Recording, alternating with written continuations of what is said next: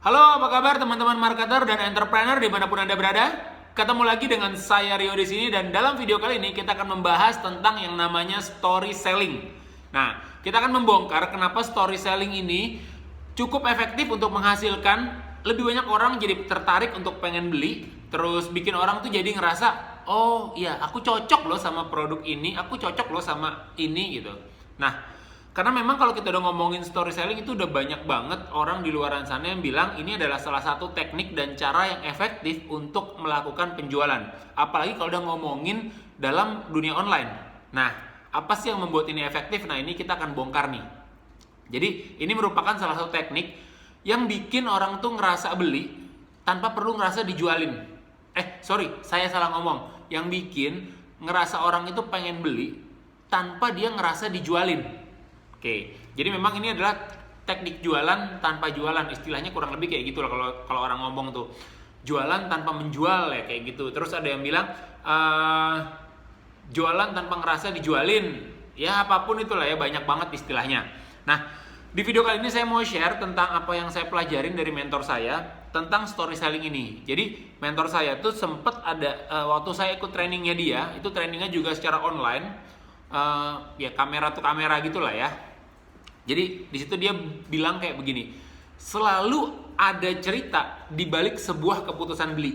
Dia bilang kayak gitu. Jadi dia bilang selalu ada cerita di balik setiap keputusan beli. Nah, dia bilang kayak gitu. Ya, saya nggak tahu Anda setuju apa enggak.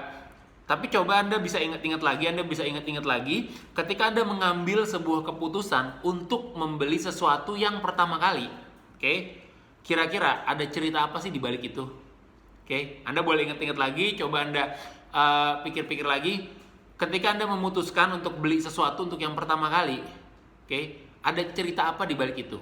Nah, kalau kira-kira ada, Anda boleh share di komen bawah supaya saya juga tahu, karena saya juga pengen tahu kira-kira seperti apa sih gambaran atau pendapat teman-teman. Nah, kalau buat saya sendiri, jadi memang kalau saya ingat-ingat itu banyak banget. Hampir setiap keputusan saya beli untuk yang pertama kali pasti ada cerita di balik itu. Oke. Jadi saya ingat waktu saya beli sebuah kabel. Oke, saya beli kabel. Ini kabel chargeran. Oke, kabel chargeran. Ini merek lokal. Ini harganya nggak mahal, cuma 8.000 perak. Oke. Dan ini waktu saya pas pertama beli, itu waktu saya pertama kali, saya pikir-pikir, ini saya beli nggak ya? Kok murah, terus apa saya beli yang lebih mahal, saya bilang gitu kan. Maksudnya yang lebih mahal itu saya beli bawaan orinya. Saya pikir-pikir, nah terus saya coba lihat-lihat reviewnya apa kata orang. Ya udahlah, nggak ada salahnya lah beli gitu kan. Nyoba sekali-sekali merek lokal, siapa tahu bagus. Dan ternyata ya itu lumayan. Itu meskipun harganya segitu, ya itu juga cuma 8.000 perak harganya, tapi itu cukup panjang pertimbangan saya buat mikirnya, dan memang itu saya nanya-nanya juga gitu, padahal cuma 8.000 perak. Cuma kan kesel kalau misalkan udah beli murah, apalagi kalau misalkan ya emang dia bilang sih komplainnya tuh bisa dibalikin, cuma kan 8.000 perak doang ngebalikinnya males banget gitu. Terus pas saya beli keyboard iPad pertama kali, jadi waktu pas saya beli keyboard iPad itu harganya lumayan, keyboardnya saya lupa 2 jutaan apa 3 jutaan, belinya juga dari luar negeri. Itu saya panjang itu ceritanya tuh. Waktu awal-awal kepikiran beli itu apa? Awalnya tuh kepikiran beli itu yang lokal, yang ada di Indo. Terus akhirnya gali-gali lagi kepikiran buat belinya yang dari luar, yang memang barangnya nggak masuk di Indo. Sampai akhirnya saya mutusin, udah deh saya jadi beli yang ngambil dari Singapura waktu itu. Ya, itu perlu ngambil keputusan 1-2 bulan. Ada cerita di balik itu, ada proses perjalanan yang akhirnya memutuskan saya untuk beli. Terus waktu saya beli tempered glass buat iPhone. Nah, ini iPhone-nya di sini. Saya pakai buat ngerekam. Tempered glass buat iPhone ini waktu itu saya beli tempered glass tuh 200.000. Nah, ini juga proses yang akhirnya membuat saya memutuskan beli tempered glass 200.000 itu juga cukup lumayan panjang. Waktu itu saya sempat banding-bandingin sama yang harganya 50.000, sama yang harganya 100.000, sampai akhirnya ya udah deh saya putuskan saya ngambil yang 200.000, dan di situ saya puas. Kenapa? Karena itu sempat ketimpa crash, dan itu bener-bener aman. Dan ya itulah, panjang lah ya keputusannya. Terus waktu pas saya ngambil keputusan buat beli member Accor, itu pertama kali member Accor Hotel, itu ada cerita di balik itu cukup lumayan panjang, dan sampai akhirnya saya memutuskan, oke, karena emang marketingnya friendly, terus saya ngelihat apa yang akhirnya, oh iya ya, iya juga ya kalau saya pakai kartu Accor ini ada benefit lebih yang lainnya yang saya nggak dapat kalau saya pesen di tempat booking online, gambarannya kayak gitu. Itu waktu pas pertama kali saya beli. Terus waktu pas saya beli mobil buat istri saya, nah itu juga kayak begitu. Itu ada cerita di balik itu yang akhirnya kepikiran, udah deh, akhirnya kita putusin buat beli mobil. Sampai terakhir saya beli vitamin buat anak saya. Nah, jadi waktu pas istri saya hamil, itu kita konsumsi suplemen buat istri saya itu sebulan itu kita ngalokasiin budget sekitar 1,5 sampai 2 juta cuma buat dia doang. Itu selama dia hamil. Oke, selama dia hamil sama ya setelah melahirkan, selama masa menyusui. Waktu itu kita budgeting sekitar 1,5 sampai 2 juta, meskipun memang dibilang itu angkanya lumayan ya, tapi ya karena memang ada faktor emosional yang ngedorong itu ya, saya cari aja caranya, dan itu ada budgetnya untuk itu. Dan banyak memang pertimbangannya. Dan kalau dipikir-pikir, waktu itu yang bikin saya beli, yang bikin saya selalu ngambil keputusan beli, mayoritas itu faktornya itu bukan lebih dari sekedar faktor fungsional, tapi ada juga faktor emosional yang sangat berpengaruh di balik itu. Jadi banyak banget lah ya faktor-faktor yang sifatnya emosional yang akhirnya ya udah deh gue beli deh, ya udah deh gue ambil deh kayak gitu.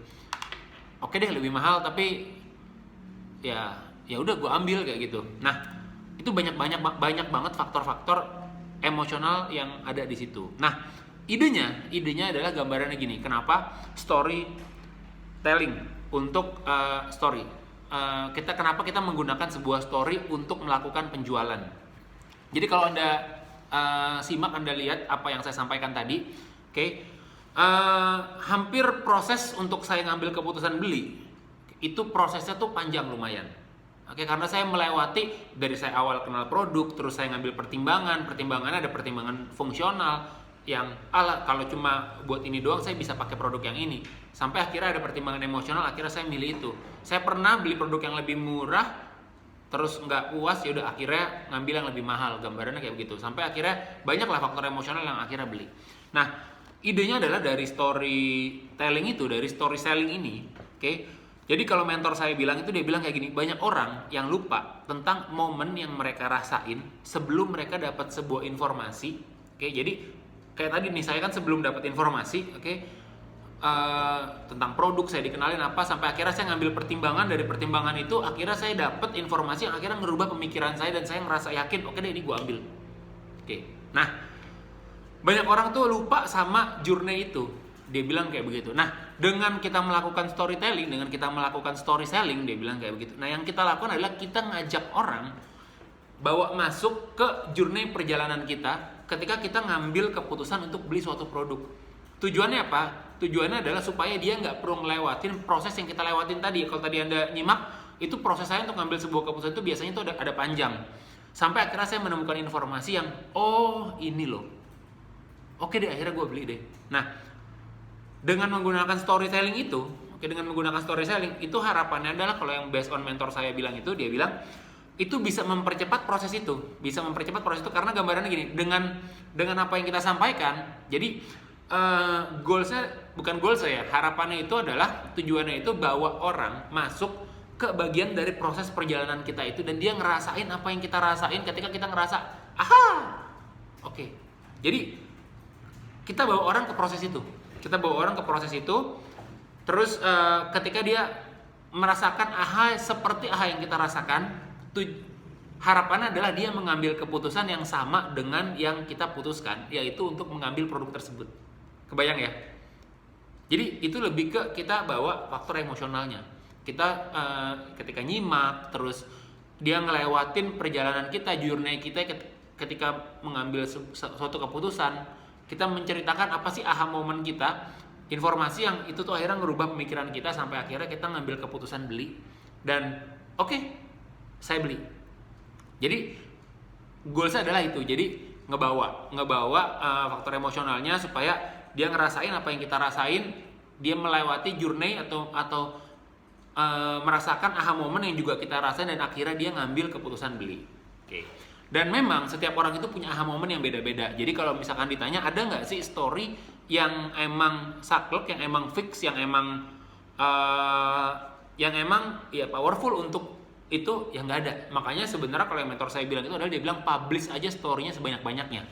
Oke, nanti di bagian yang lain kita akan bahas kira-kira story-nya itu apa aja, poin-poin buat nyusunnya kurang lebih kayak gimana aja. Tapi kurang lebih gambaran adalah seperti itu. Nah, dia sempat ngasih contoh waktu itu, dia bilang kayak begini.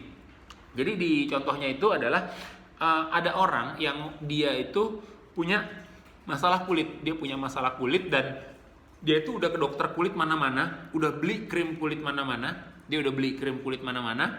terus udah nyobain nama diet skin. Jadi sebuah pola diet itu kan pola makan ya, sebuah pola makan yang memang itu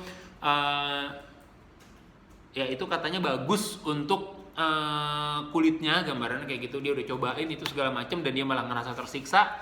Itu oke, dia bilang kayak gitu, itu oke, tapi dia ngerasa tersiksa dengan diet skin itu sampai akhirnya dia ketemu temennya. Dia bilang dia ketemu temennya dan kalau temennya bilang suruh pakai essential oil. Oke, awalnya dia beli itu cuma karena nggak enak doang, dan dia juga nggak terlalu yakin sama apa yang temennya janjiin. Cuma karena penasaran dia pengen nyoba, karena dia pikir ya udahlah, dia udah habis ke dokter sekian, udah habis perawatan sekian, udah nyobain diet diet yang tadi itu enak tapi dia ngerasa tersiksa, itu udah nyobain juga. Ya masa cuma sekian ratus ribu, ya udahlah dia cobain aja lah, dia bilang kayak gitu. Kalau misalkan ya kayak tadi saya beli kabel gitu kayak saya beli kabel, kalau emang berhasil ya udah, kalau enggak ya udah tinggalin, gambarannya kurang lebih kayak gitu. Nah, terus ternyata pas dia pakai si essential oil itu cuma sekedar dioles, essential oil itu ditambahin carrier oil dan it works di kulitnya itu, kulitnya itu jadi ya jadi sesuai apa yang dia inginkan, dan di situ dia mulai ngerasa wow amazing, gambarannya kurang lebih kayak begitu. Nah, terus akhirnya karena dia ngerasa it works, akhirnya dia jatuh cinta sama produk tersebut dan dia cari informasi lebih lanjut tentang produk tersebut. Dan dia jadi maniak terhadap produk tersebut sampai dia ngerti ini bahannya apa, terbuat dari ini. Terus ternyata bahan ini nih punya manfaat untuk apa, gambarannya sampai dia ngerti semua komposisinya, ingredientnya, dan kenapa produk itu itu bisa powerful, sampai dia nemuin something yang memang oh ternyata ini loh yang bisa bikin kulit gua jadi bersih. Dia bilang kayak gitu. Jadi pokoknya dia jadi maniak di situ lah ya. Jadi maniak di produk tersebut. Nah, terus akhirnya dia coba untuk menjual produk tersebut. Ketika ada temennya datang ke rumah, ketika ada temennya yang datang ke rumah, dia coba nawarin si essential oil tadi. Dan yang dia ceritain, itu adalah semua informasi yang dia dapatkan ketika dia jadi maniak terhadap produk tersebut. Ini terbuat dari bahan ini bahan ini bisa begini, ini bahan ini bisa begini, yang which is temennya itu juga nggak ngerti, temennya juga nggak ngerti, temennya cuma iya aja doang gitu, dan ya udah nggak terjadi transaksi apa-apa, gambarannya gitu. Oke, gambarannya kurang lebih kayak gitu. Dan di situ poinnya dia tuh lupa, kata mentor saya ini, dia tuh lupa apa sih awalnya itu. Jadi apa sih awal tuh perjalanannya itu yang bikin dia itu akhirnya itu memutuskan buat nyoba, gambarannya gitu. Apa namanya ya bahasa? Ya tadi aha momennya. Oke, sampai akhirnya si orang tersebut belajar tentang tentang storytelling dan lain-lain, dan kemudian akhirnya dia jadi ngerti. Dan akhirnya setiap dia ketemu orang baru, yang dia lakukan adalah dia menceritakan pengalaman dia dengan produk tersebut. Gimana awalnya dia kenal produk tersebut, apa yang udah dia coba, sampai akhirnya dia ngambil keputusan buat nyoba. Faktor itunya. Oke. Sampai akhirnya dia bilang, jadi setelah nyoba dan berhasil, dia bilang kayak begitu. Setelah nyoba dan berhasil, dia baru dia pelajarin lebih lanjut, ternyata ini. ketika dia melakukan itu, it works man. Karena si audiens saya itu dapat informasinya tuh lengkap dari awal, dia ketemu aha momennya, dia ketemu logic reasonnya, semuanya. Dan ketika dia melakukan itu rasio closing itu jadi lebih tinggi. Dan saya ngerasain ini, dampak dari storytelling ini. Ketika waktu itu saya masih jual, saya masih jual alat kesehatan itu untuk terapi diabetes. Yang saya lakukan adalah waktu itu saya cuma cerita ke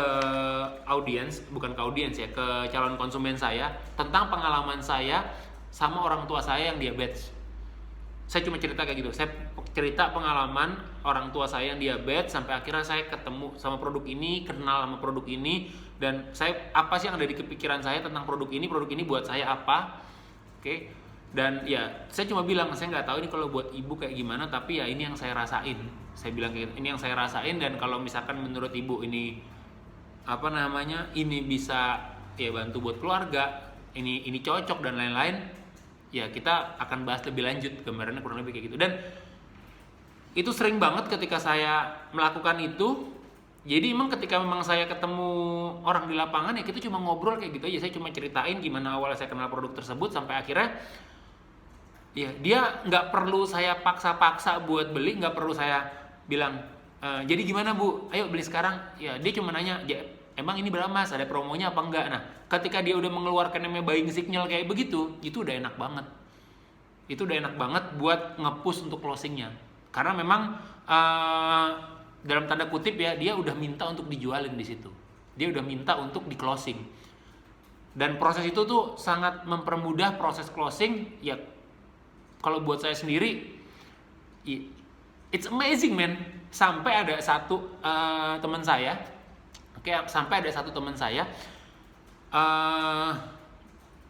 dia melakukan dia melakukan proses story selling itu.